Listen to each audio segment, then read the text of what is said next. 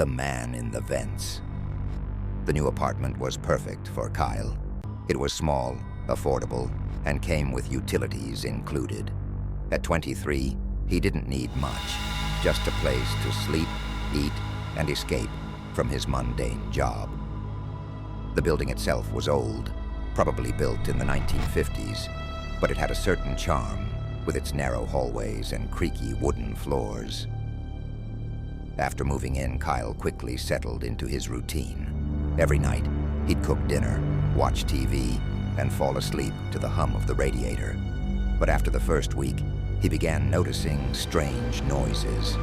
They were subtle at first, a faint scratching sound coming from the walls. He brushed it off, assuming it was just rats or some other pests typical in older buildings. However, the noises grew more distinct over time. It wasn't just scratching anymore. It was breathing, a soft, rhythmic panting that seemed to come from the vent above his bed. He ignored it for a while, convinced he was imagining things. But one night, as he lay in bed with the lights off, he heard it clearly. Deep, ragged breaths, accompanied by a faint whispering. I see you. Kyle sat up, heart pounding.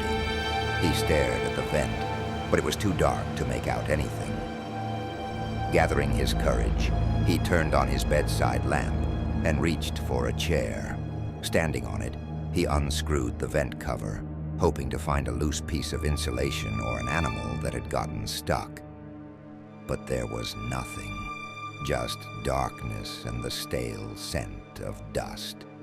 He tried to brush it off, telling himself it was just his imagination, and went to bed.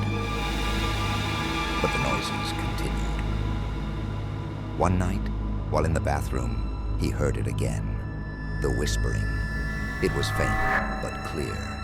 He pressed his ear against the bathroom vent, and his blood ran cold. You can't hide. He stumbled back, shaking. Kyle had enough. The next day, he called the building superintendent. You sure you don't have animals or something in the vents? He asked. The superintendent was an older man named Mr. Lewis. He chuckled. Rats, maybe, but no animals that I know of. We've had the building fumigated last month, probably just the wind. Kyle wasn't convinced. He decided to investigate further. He bought a flashlight, and that night, removed the vent cover once more. Shining the light into the darkness, he noticed something odd. The duct wasn't as narrow as he thought. In fact, it looked like a small crawl space. For a moment, Kyle considered the ridiculous idea of squeezing in and exploring it. But common sense won out. He returned to bed, though sleep didn't come easily. The following night, the whispering grew louder, more insistent. He swore he could make out words. I'm coming. I'm coming. He felt a shiver crawl up his spine.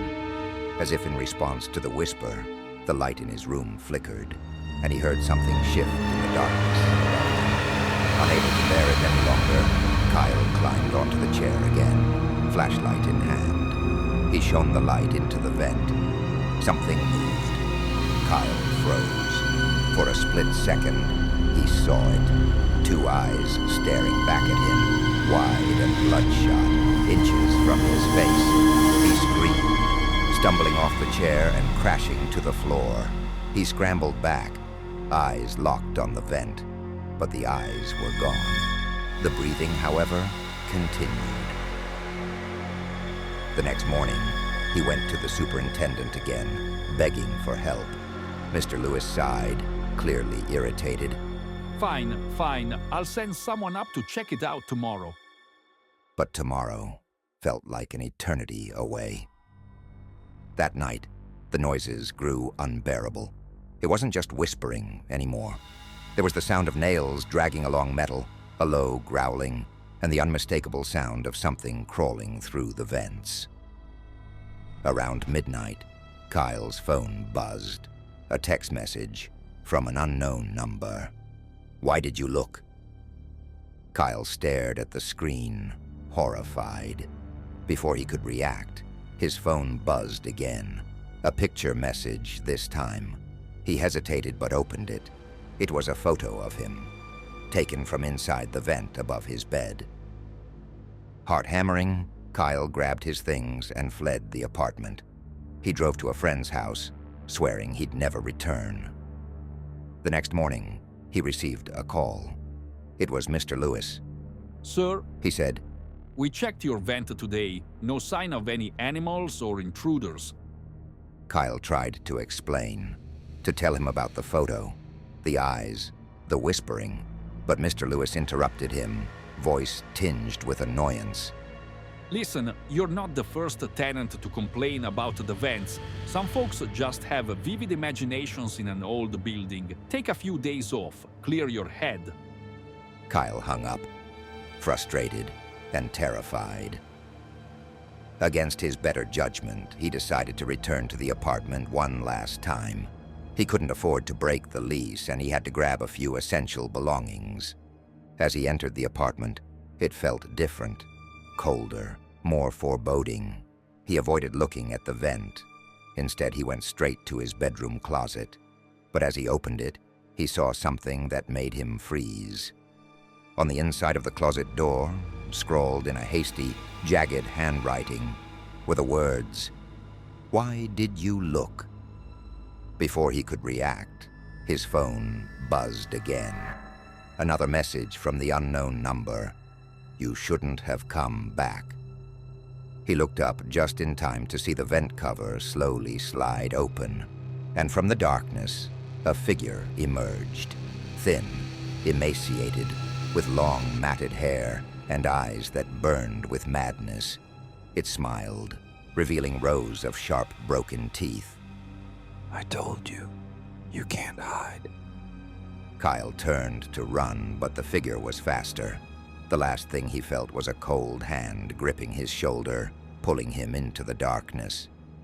The next tenant moved in a few weeks later, marveling at how affordable the rent was. It wasn't long before they, too, began to notice the strange noises coming from the vents. Thanks for watching. Please like and subscribe. I will see you next time.